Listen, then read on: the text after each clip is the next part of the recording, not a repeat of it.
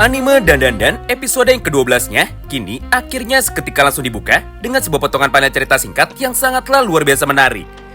Mengingat di dalam episode terbarunya pada minggu depan, maka kita pun akan langsung diperlihatkan tentang seperti apakah jalannya petualangan dari Okarun bersama dengan Momo dan juga Jiji. Ketika mereka bertiga sudah memutuskan untuk dapat pergi menuju ke rumah Jiji demi bisa mendapatkan sebuah petunjuk tentang yokai seperti apakah yang sekarang akan mereka hadapi. Dan juga tentang bagaimana cara dari mereka untuk bisa mengalahkan para yokai tersebut. Di mana di dalam praktiknya, beginilah jalannya potongan cerita singkat dari episode yang terbarunya nanti. Sederhananya, tepat di tengah perjalanannya menuju ke rumah Jiji, Okarun pun lagi-lagi harus kembali menyaksikan mengenai sebuah adegan romantis yang terjadi di antara Momo dan juga Jiji. Mengingat pada gambar itu, Momo pun terlihat sangat bahagia ketika bermain bersama dengan Jiji. Bahkan, mereka berdua pun nampak sangat kompak sekali ketika mereka sedang bermain kartu poker. Menyaksikan semua hal itu di depan matanya, Okarun yang sudah tidak kuat, akhirnya dia pun langsung mencoba untuk dapat mengalihkan pembicara mereka dengan cara berkata seperti ini kepada mereka. Intinya, Okarun menjelaskan kepada Momo tentang seperti apakah legenda dari monster Tsuchinoko yang merupakan monster penjaga dari daerah tempat tinggal Jiji dengan cara berkata seperti ini kepada mereka. Monster Tsuchinoko ini bukanlah seekor alien dan juga dia pun bukan merupakan seorang yokai. Tapi dia adalah monster kriptid atau monster bawah tanah yang hidup di dalam perut bumi. Mendengar penjelasan dari Okarun barusan, Jiji yang mulai nampak sangat bersemangat, dia pun akhirnya kini mulai mengiyakan dan juga dia pun mulai menyambung semua ucapan dari Okarun barusan. Di mana menurut Jiji, semua ucapan dari Okarun tersebut adalah sebuah fakta. Mengingat di dalam desa mereka, terdapat satu buah kuil yang dibuat secara khusus sebagai sebuah penghormatan kepada monster Tsuchinoko yang merupakan pelindung dari desa mereka. Jadi berdasarkan hal itu, Jiji pun jadi merasa sangat tertarik untuk dapat mengunjungi kuil itu bersama dengan Okarun.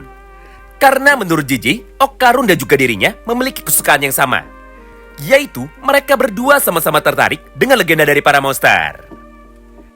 Tidak hanya itu, karena pada kesempatan ini jugalah Jiji pun langsung berkata kepada Okarun bahwa dirinya dan juga Okarun sekarang adalah sahabat, mengingat mereka memiliki hobi yang sama dan mereka pun sama-sama teman dari Momo. Mendengar perkataan itu dari Jiji, Okarun pun langsung terlihat sangat kebingungan. Karena pada dasarnya, walaupun dirinya sangat tidak suka sekali dengan sifat dari Jiji yang terus mencoba untuk dapat menarik perhatian dari Momo, tapi faktanya Okarun pun sama sekali tidak bisa membenci Jiji. Mengingat dia adalah orang yang sangat baik, meskipun Jiji adalah orang yang sangat menyebalkan sekali bagi dirinya. Nah, singkat cerita, tepat setelah mereka sudah sampai di depan rumah dari Jiji, maka dari arah hutan yang ada di belakang rumah dari Jiji, tiba-tiba saja muncullah sekelompok orang misterius yang merupakan lawan dari mereka saat ini. Namun untuk sekarang, mereka pun lebih memilih untuk bisa diam, sambil menunggu waktu yang tepat demi dapat menyerang Okarun dan juga teman-temannya yang lain. Lalu sesampainya di dalam, Okarun, Momo dan juga Jiji, akhirnya mereka pun kini mulai mengecek seperti apakah kondisi rumah dari Jiji. Serta mereka pun juga boleh mencari sebuah petunjuk tentang kemunculan dari para yokai. Tapi setelah mengecek semua benda yang ada di dalam rumahnya satu persatu, maka mereka pun kini seketika langsung berkumpul dan juga mereka pun mulai bertukar informasi bahwa pada dasarnya tidak ada satupun benda yang mencurigakan di dalam rumah Jiji sesuai dengan cerita dari Jiji sebelumnya. Di momen inilah, Okarun, Momo dan juga Jiji sekarang akhirnya langsung memutuskan untuk bisa bersantai. Karena menurut mereka, yokai yang ada di dalam rumah dari Jiji nampaknya tidak akan muncul pada waktu siang hari seperti ini. Oleh karena itu, Momo pun saat ini segera berkata kepada teman-temannya bahwa dia akan pergi sebentar menuju ke tempat dari pemandian air panas untuk bisa berendam. Dan Momo pun baru akan pulang sebelum matahari terbenam, untuk bisa membantu mereka melanjutkan penyelidikannya lagi di dalam rumah dari Jiji. Sementara itu di sisi lainnya, Okarun dan juga Jiji yang sekarang diminta untuk tetap menunggu di dalam rumah, mereka berdua pun akhirnya langsung memutuskan untuk bisa bermain bola di halaman sambil menunggu kepulangan dari Momo. Singkat cerita, tepat ketika mereka berdua sekarang sedang bermain bola, maka tiba-tiba saja Jiji pun langsung bertanya seperti ini menuju kepada Okarun, yaitu apakah Okarun suka kepada Momo. Karena menurut Jiji, dia sangat mencintai Momo dan juga dia pun sangat sayang sekali kepada Momo. Jadi berdasarkan hal itu, Jiji pun ingin tahu juga seperti apakah perasaan dari Okarun kepada Momo. Mendengar pertanyaan itu dari Jiji, Okarun pun kini segera membalaskan bahwa Okarun juga sama seperti Jiji. Yaitu, Okarun suka sekali kepada Momo, dan juga Okarun pun sekarang sudah jatuh cinta kepada Momo.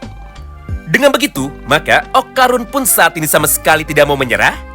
Dan juga, dia pun sekarang sudah berniat untuk bisa bersaing melawan Jiji demi dapat mendapatkan hati dari Momo. Mulai dari sana juga lah, Jiji dan juga Okarun akhirnya sekarang langsung berdebat mengenai siapakah di antara mereka berdua yang saat ini lebih layak untuk dapat menjadi pacar dari Momo. Namun di tengah perdebatan dari mereka berdua, maka pada momen yang sama itu, Okarun pun tanpa sengaja sekarang justru malah dapat melihat kemunculan dari kamar rahasia yang terdapat di dalam rumah dari Jiji. Kemudian dari arah luar jendela itu, Okarun pun segera meminta Jiji untuk dapat melihatnya bersama-sama. Sebelum pada akhirnya mereka berdua pun sekarang langsung memutuskan untuk bisa mengecek secara langsung apakah sebenarnya yang tersimpan tepat di dalam ruangan rahasia tersebut. Nah, setelah beberapa saat berlalu dan juga setelah menjebol ruangan rahasia yang terdapat di samping kamar dari Jiji, maka di saat yang bersamaan inilah Okarun dan juga Jiji kini seketika langsung menjadi sangat terkejut.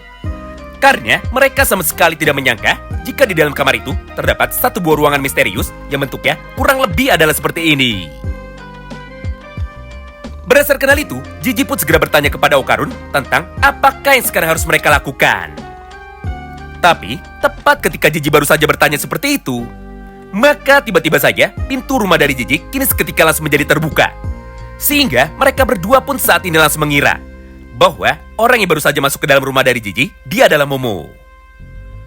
Namun, di saat Jiji mulai berlari menuju ke arah pintu depan, maka yang terjadi justru malah sebaliknya. Mengingat yang muncul dari balik pintu itu ternyata bukan Momo, tapi mereka adalah kelompok aliran sesat yang sebelumnya sudah menunggu untuk bisa menyerang tepat ketika Okarun dan juga Jiji sekarang sedang lengah. Sementara itu, kejadian yang tidak jauh berbeda sekarang juga dapat kita lihat dari sudut pandang Momo, di mana pada halaman yang berikutnya Momo pun mengalami serangan juga dari kelompok aliran sesat ini. Mengingat di dalam kesempatan itu, sekelompok laki-laki aneh yang kebetulan sekarang baru saja datang, mereka pun kini seketika langsung masuk menuju ke dalam kolam pemandian air panas ketika Momo sedang berendam. Walaupun pada awalnya mereka nampak tidak berbahaya dan juga mereka pun sama sekali tidak peduli dengan kehadiran dari Momo.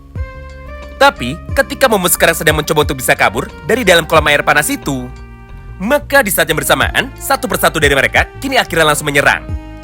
Dengan cara memegang kedua tangan dari Momo dan juga mencoba untuk menarik Momo keluar dari air supaya mereka bisa melihat badan dari Momo. Menyaksikan semua hal itu terjadi kepadanya, Momo pun tanpa pikir panjang, akhirnya dia pun segera menggunakan kekuatan dari teknik sihirnya lagi untuk dapat menyerang salah satu dari mereka menggunakan satu buah patung ular yang terdapat di pinggir kolam air panas itu tepat menuju ke arah kepala mereka. Sehingga salah satu dari pasukan bapak-bapak mesum itu kini akhirnya berhasil ditumbangkan. Serta Momo pun jadi memiliki sebuah kesempatan besar untuk bisa melarikan diri. Namun ketika Momo baru saja naik ke atas, tiba-tiba saja kaki dari Momo sekarang langsung ditarik oleh bapak-bapak yang lainnya. Sehingga Momo pun jadi kesulitan untuk bisa bergerak dan dia pun sekarang sama sekali tidak bisa kabur. Beruntungnya, tepat di tengah ketegangan ini, bantuan yang sama sekali tidak dia sangka akhirnya kini seketika langsung datang. Di mana di dalam praktiknya, hantu dari Nenek Turbo, sekarang dia pun segera menggunakan kekuatan sihirnya yang tersisa untuk dapat menghancurkan tiang-tiang bangunan yang ada di dalam tempat pemandian air panas itu. Sampai pada gambar ini, kita pun dapat menyaksikan sama-sama bahwa tempat pemandian air panas itu kini seketika langsung menjadi rubuh. Dan juga menimpa tubuh dari bapak-bapak itu hingga mereka pun sama sekali tidak bisa melepaskan dirinya. Nah, berkat keributan inilah, maka para warga lainnya yang ada di dalam desa mereka sekarang langsung bisa muncul. Serta mereka semua pun langsung menyalahkan kelompok dari keluarga Kito. Karena menurut para warga lokal, keluarga dari Kito memang terkenal sering sekali membuat keributan. Sehingga warga pun sekarang langsung berniat untuk dapat melaporkan mereka ke polisi. Karena sudah menghancurkan tempat pemandian air panas di dalam desa mereka. Sementara itu di sisi lainnya, Momo yang sekarang sudah berhasil kabur, akhirnya dia pun segera bertanya seperti ini menuju kepada Nenek Turbo. Yaitu, kenapa Nenek Turbo sekarang bisa datang? Dan juga, apakah yang sudah dilakukan oleh Nenek Turbo? Hingga dia pun bisa menghancurkan rumah itu, padahal kekuatannya sudah disegel tepat di dalam tubuh dari Okarun. Mendengar pertanyaan itu dari Momo, Nenek Turbo pun sekarang langsung menjelaskan Pertama, Nenek Turbo sama sekali tidak mengaku bahwa orang yang telah menghancurkan tempat itu adalah dirinya. Karena menurut Nenek Turbo, bangunan dari tempat itu memang sudah rapuh dari sananya. Jadi, ketika dirinya tidak sengaja menyenggol, maka secara otomatis bangunan itu pun kini bisa menjadi hancur. Kedua, Nenek Turbo bisa datang menuju ke tempat ini dengan cara bersembunyi di dalam tas dari Momo. Mengingat pada kesempatan sebelumnya, Nenek Turbo tidak sengaja mendengar ucapan dari Seiko bahwa Momo dan juga Okarun sekarang sudah memutuskan untuk bisa datang menuju ke dalam desa ini. Nah, karena Nenek Turbo sudah tahu bahwa desa ini adalah desa yang sangat berbahaya, maka dia pun memutuskan untuk bisa ikut karena dirinya merasa sangat khawatir. Tidak hanya itu, karena pada halaman yang berikutnya, Nenek Turbo pun kini kembali melanjutkan semua perkataannya lagi. Bahwa Momo harus cepat pulang menuju ke tempat dari Okarun dan juga menuju ke tempat dari Jiji. Karena pada dasarnya, rumah dari Jiji adalah rumah yang sangat berbahaya. Mengingat di dalam rumah dari Jiji terdapat seorang yokai terkuat yang sekarang ada di dalam kota ini. Ditambah, rumah dari Jiji itu memiliki bau darah yang sangat kuat. Yang artinya, sudah banyak sekali manusia yang mati terbunuh tepat di dalam rumah dari Jiji hingga sampai dengan saat ini. Mendengar cerita dari Nenek Turbo itu, Momo pun kini segera berlari dengan kecepatan penuhnya. Karena pada dasarnya, dirinya sangat khawatir sekali kepada teman-temannya, khususnya kepada Okarun. Wow, menarik banget ya.